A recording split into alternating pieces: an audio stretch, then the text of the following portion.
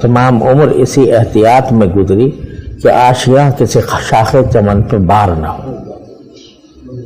بسم اللہ الرحمن الرحیم۔ ناظرین، آج سے ہم شیخ الاسلام حضرت مفتی محمد تقی عثمانی صاحب کی زندگی پر ایک یادگاری انٹرویو کا سلسلہ شروع کر رہے ہیں، جس میں آپ حضرت شیخ الاسلام مفتی محمد تقی عثمانی صاحب کی زندگی کے وہ نایاب پہلو دے سکیں گے جو ہر خاص و عام اور ہر طبقے کے لیے نہایت مفید ہوں گے۔ گزشتہ کئی دنوں سے شیخ الاسلام حضرت مفتی محمد تقی عثمانی صاحب کی طبیعت چونکہ ناساز چل رہی تھی، اس لیے پہلا سوال ہم نے حضرت سے ان کی طبیعت سے متعلق پوچھا تو حضرت نے اپنی بیماری کو ایک نعمت قرار دیتے ہوئے کیا کچھ کہا، آئیے دیکھتے ہیں۔ وہاں کا جو وزیر صحت تھا اس کی ہدایت پر بہت اعلیٰ قسم کا VIP کمرہ انہوں نے دیا۔ وہاں پر اب میں نے کہا کہ گھر والوں کو میں اطلاع نہیں کرنا، ذرا پریشان ہوں گے۔ اچھا، تاجکستان سے اس وقت کیا اب بھی شاید کوئی براہ راست پرواز نہیں ہے پاکستان، تو میں نے کہا جو ابھی گزرے ٹھیک ہے ہسپتال میں، تو مگر یہ کہ اللہ تعالیٰ کے انعامات بتا رہا ہوں کہ عین اس تکلیف میں جب کہ باہر غیر ملک میں پیدا ہوئی تو ہمارے اتنے فضلاء وہاں پر تھے تاجکستان میں کہ تانتا بنا رہا باہر، اور 2-3 تو میرے ساتھ مستقل کہ ہر نقل و حرکت، ہر کام کرانا۔ اب کھانے کا بھی حساب کتاب یہ تھا کہ بھئی پیٹ خراب ہے اور درد ہے، انہوں نے دیکھا تو وہ کہہ رہے ہیں پتھری ہے، تو اس کا علاج بھی بڑا مشکل، تو کھانا بھی اپنے مرضی کا نہیں۔ تو پاکستان کے سفیر وہاں پر تھے، ان کی اہلیہ مجھے کھانا بنا کر بھیجتی تھی اپنے گھر سے، پاکستانی۔ تو میں نے کہا یا اللہ، ایک بیماری اور کتنے انعامات، پوچھنے والے، محبت کرنے والے ڈاکٹر، دن رات ایک ڈاکٹر مستقل 24 گھنٹے میرے پاس رہتا تھا، اور جو ہے سب سارے ہمارے ساتھی جو ہیں وہ لگے ہوئے تھے خدمت، اور کھانے کا بھی وہاں سے ایک سفیر پاکستان کی بیوی، اس کو پتہ چلا کہ میں بیمار ہوں تو وہ پاکستانی کھانا بنا کے بھیجوں، کھچڑی وغیرہ یہ وہ۔ تو اللہ تعالیٰ ایک بیماری عطا فرماتے ہیں، ساتھ میں کتنے انعامات ہوتے ہیں۔ ہم لوگ بیماری کو تو لے کے بیٹھ جاتے ہیں اور جو انعامات ہیں ان کی طرف دھیان نہیں ہوتا۔ حضرت والد صاحب رحمۃ اللہ فرماتے تھے کہ ہمارے حضرت میاں صاحب رحمۃ اللہ علیہ تھے، حضرت مولانا سید اصغر حسین صاحب رحمۃ اللہ علیہ، تو ایک مرتبہ مجھے والد صاحب سے بہت گہرا تعلق تھا۔ والد صاحب کے استاد تھے اور بڑے درویش منش آدمی تھے، صاحب کشف و کرامات، اور عجیب اللہ تعالیٰ نے ان کو کمال عطا فرمایا تھا۔ تو والد صاحب سے چونکہ بہت زیادہ گہرا تعلق تھا تو والد صاحب کو پتہ چلا کہ حضرت کو بخار ہو گیا ہے، تو فرماتے ہیں میں حاضر ہوا اور دیکھا تو شدید بخار میں ہے اور بخار میں تپ رہے ہیں۔ تو میں نے اس سے پوچھا کہ حضرت کیسے مزاج ہے؟ کہہ رہے بھائی اللہ تعالیٰ کا شکر ہے کہ میری آنکھ صحیح کام کر رہی ہے، میرا کان صحیح کام کر رہا ہے، میری زبان صحیح کام کر رہی ہے، میرے ہاتھ پاؤں صحیح کام کر رہا ہے، دل صحیح کام کر رہا ہے۔ جو ساری بیماریاں نہیں تھیں وہ گنوائی، تھوڑا سا بخار ہے، اللہ تعالیٰ اس کو بھی دور فرما دے، دعا کرو۔ تو جو بیماریاں نہیں تھیں وہ گنوائیں اور اس پر شکر ادا کروایا، اور جو تھی بیماری اس کا ایسے ذکر جیسے ہے ہی نہیں۔ حضرت حاجی صاحب رحمۃ اللہ علیہ، حضرت امداد اللہ صاحب مہاجر مکی رحمۃ اللہ علیہ، ایک مرتبہ یہ بیان فرما رہے تھے کہ یہ بیماری بھی بڑی نعمت ہے، کیونکہ اس میں انسان کے گناہ معاف ہوتے ہیں، گناہوں کا کفارہ ہوتا ہے اور درجات بلند ہوتے ہیں۔ اور بزرگوں نے یہ فرمایا ہمیشہ کہ مجاہدہ اضطراریہ جو ہے اس میں ترقی درجات زیادہ تیز رفتاری سے ہوتی ہے بنسبت مجاہدہ اختیاریہ کی۔ جو مجاہدات صوفیاء کرام کراتے تھے نا، مجاہدات وہ اختیاری ہوتے تھے کہ بھائی مثلا کھانا نہ کھاؤ ایک دو دن، یا فلاں محنت کرو فلاں، تو یہ مجاہدات اختیاریہ ہوتے ہیں۔ اور جو مجاہدہ اضطراری ہو، یعنی اللہ تعالیٰ کی طرف سے آ گیا، چاہے وہ بیماری ہو یا کوئی پریشانی ہو یا کوئی بھی ہو، تو اگر اس میں انسان رجوع اللہ کی اللہ تعالیٰ توفیق عطا فرما دے اس مجاہدہ اس اضطراریہ میں، تو اس میں ترقی درجات مجاہدہ اختیاریہ سے کہیں زیادہ ہوتی ہے۔ تو یہ اس لیے فرما رہے تھے حضرت حاجی صاحب رحمۃ اللہ علیہ کہ بیماری بھی اللہ تعالیٰ کی ایک نعمت ہے کہ اس میں بندے کے درجات بلند ہوتے ہیں، گناہ معاف ہوتے ہیں وغیرہ وغیرہ۔ تو اس لیے جب تک ہے تو اس کو پر غمگین نہ ہو، بلکہ اس پر صبر کرو، تو انشاءاللہ اللہ تبارک و تعالیٰ اس کو تمہارے لیے ترقی درجات کا ذریعہ بنائیں گے۔ وہ بھی ایک نعمت ہے۔ البتہ ہم اس نعمت کو مانگتے نہیں اپنی زبان سے، کیونکہ ہم کمزور ہیں، تو اس واسطے مانگتے نہیں، مانگتے ہیں صحت و عافیت ہی۔ اتنے میں ایک حضرت یہ بیان فرما تھی بیماری بہت بڑی نعمت ہے، تو ایک صاحب آ گئے، وہ ہاتھ سے معذور، پاؤں سے معذور، اور خدا جانے کیا کیا بیماریاں ان کو لاحق، وہ آ گئے اور حضرت سے دعا کرانے کے لیے آئے۔ تو ابھی تو یہ مضمون بیان فرمایا تھا نا کہ بیماری بھی ایک نعمت ہے، تو ان سے کہا کہ حضرت میں اس بیماری میں اتنا پریشان ہوں، کچھ دعا فرما دیجیے۔ تو حضرت نے فرمایا کہ میں دعا کرتا ہوں کہ اللہ ان کی بیماری کی نعمت کو صحت کی نعمت سے تبدیل فرما دیجیے، ان کی بیماری کی نعمت کو صحت کی نعمت سے تبدیل فرما دیجیے۔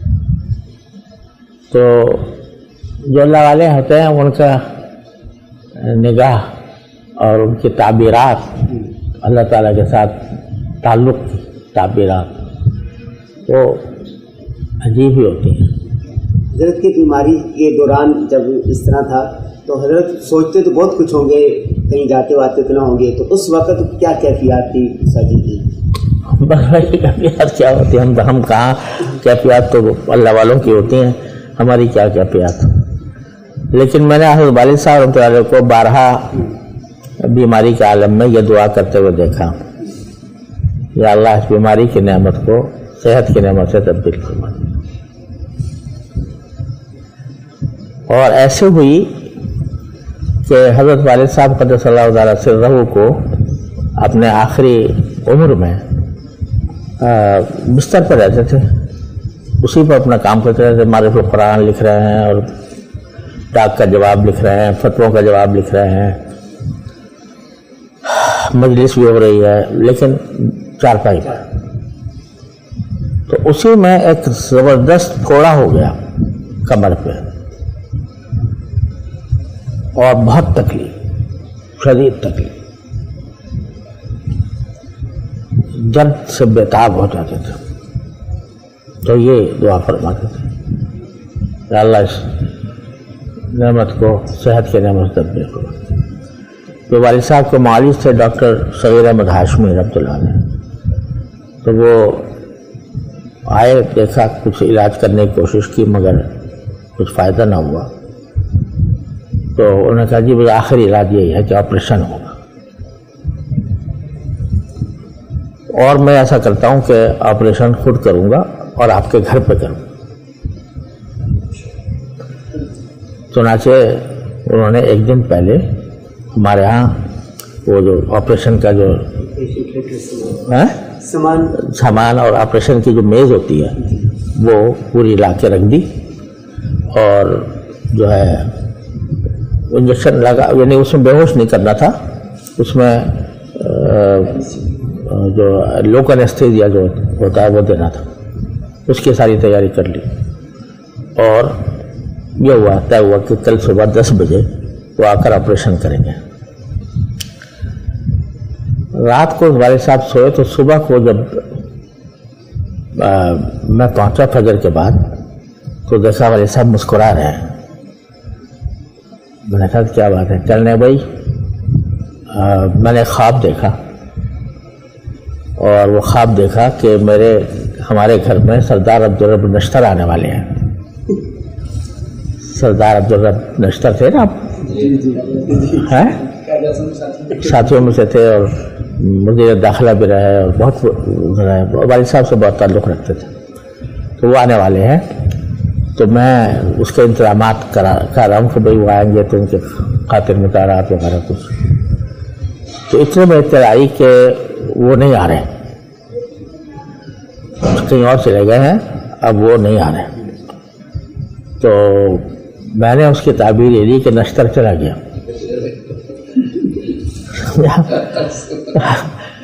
नश्तर चला गया। तो थोड़ी देर बाद, या उस वक्त हो चुका था या बाद में हुआ मुझे भी याद नहीं रहा, तो वो थोड़ा फूट गया, खुद फूट गया, फूट के सारा निकल गया। सारा निकल गया। तो फिर मान लिया कि बस नश्तर तो गया। डॉक्टर साहब आए तो उन्होंने उनसे वालिद साहब ने फिर ये सारा किस्सा सुनाया। कह लगे बस ये आपकी करामत है, अल्लाह तबारक व तआला ने इस तरीके से आपकी सेहत अता फरमाई।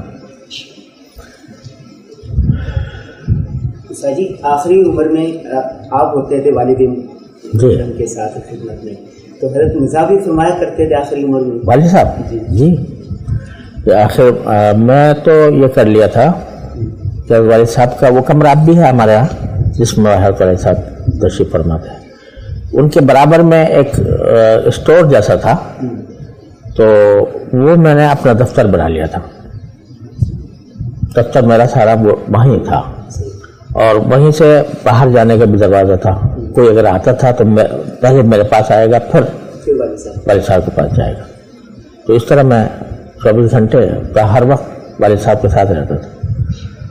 तो लेकिन वालिद साहब उनकी तबीयत में तो शगुफ्तगी भी थी, और रूम भी थे, हिफाजत भी थे, तो हर तरह से शगुफ्तगी भी फरमाते थे घर वालों के साथ। मेरा बेटा जो है इमरान, वो छोटा सा था, तो वो एक दिन मैं देखा तो वालिद साहब जो है वो उसका कोई लट्टू था, लट्टू, तो उसकी कोई वो चीज़ टूट गई थी। वो लाकर जरा अब्बा मेरा ये टूट गया। तो अब्बा ने कहा अच्छा भाई मैं तेरा कुछ बना। मैं जो आके देखा तो वालिद साहब उसमें लगे हुए लट्टू बना रहे। तो मैंने उससे डांटा, मैंने कहा ये क्या तुम यहाँ कर रहे हो, लो मुझे तो कुछ पता। अब्बा कह लगे नहीं ये खिदमत मेरे सपुर्द है, इसकी ये खिदमत मेरे सपुर्द है। तो बहुत इस उम्र में उलमाए कराम वफूद आते थे, मुलाकातें करते थे? जी मुलाकातें करते थे, सारे मुल्क से आते थे। तो वहाँ मगर पहले मेरे पास आते थे, मैं देखता था कि तबीयत कैसी है, इस वक्त जाना मुनासिब है या नहीं है। एक मरतबा ऐसा हुआ कि वालिद साहब चारपाई पर थे, तबीयत वो शगुफ्ता नहीं थी। तो एक मुस्तफ्ती आ गया, अब मुझसे कह रहा है कि मैं मुफ्ती साहब से ही फतवा लूँगा। मैंने कहा भाई तबीयत ठीक नहीं है और दारुल उफ्ता मौजूद है, तुम وہاں چلے جاؤ دارالفتہ میں تمہارے جواب مل جائے. کہیں گے میں مفتی صاحب سے ہی لوں گا. اب وہ اس طرح کر رہا ہے. میں کچھ تھوڑا سا اس کے اوپر ناگواری کا اظہار کیا. میں نے اس کو والد صاحب نے سن لیا تو کہا کہ بلاؤ اس کو. تو وہ لے گیا.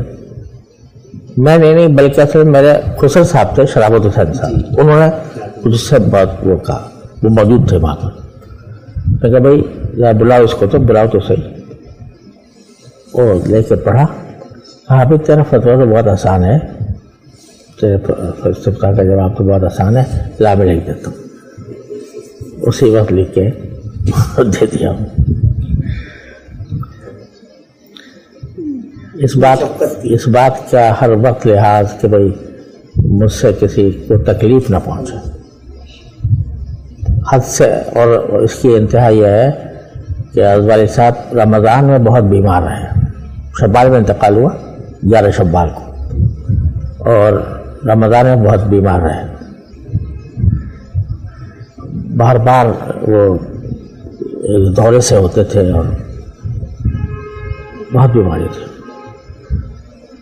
تو جب رمضان ختم ہوا تو فرمانے لگے کہ بھئی رمضان میں بہت زیادہ بیماری تھی, تو میرا بھی دل چاہتا تھا کہ اللہ تعالیٰ مجھے رمضان نصیب کر دے, یعنی موت, رمضان کی موت نصیب کر دے. لیکن میں دعا مانگی نہیں میں نے, اور وہ اس لیے کہ میں نے سوچا کہ اگر رمضان میں یہ واقعہ پیش آیا تو اوپر والوں کو بہت تکلیف ہوگی. اوپر والوں کو یعنی جو انتظامات کریں گے تکفین کے, تجہیز و تکفین کے, تدفین کے, روزے کی حالت میں, ان کو بہت تکلیف ہوگی. اس لیے میں نے دعا نہیں مانگی. پھر شعر پڑھا کہ تمام عمر اسی اہتمام میں گزری, یا احتیاط میں, تمام عمر اسی احتیاط میں گزری کہ آشیاں کسی شاخ چمن پہ بار نہ ہو. ناظرین, بیماری بھی ایک نعمت ہے کہ عنوان سے ہونے والی شیخ الاسلام مفتی محمد تقی عثمانی صاحب کی گفتگو سے آپ نے بہت کچھ سیکھا ہوگا. یہ یاد رہے کہ یہ جو ریکارڈنگ ہے یہ ہم نے شیخ الاسلام مفتی محمد تقی عثمانی صاحب کے گھر جا کر ان کے آرام کے کمرے میں کی, تاکہ حضرت کو ذرا بھی تکلیف نہ ہو. اور یہ بھی یاد رکھیں کہ حضرت سے یہ جو غیر رسمی گفتگو کا نایاب سلسلہ ہے اور حسین یادوں پر مشتمل انٹرویو ہے, یہ کئی قسطوں پر مشتمل ہوگا. اس سے آپ وقتاً فوقتاً ملاحظہ کر سکیں گے انشاءاللہ تعالی.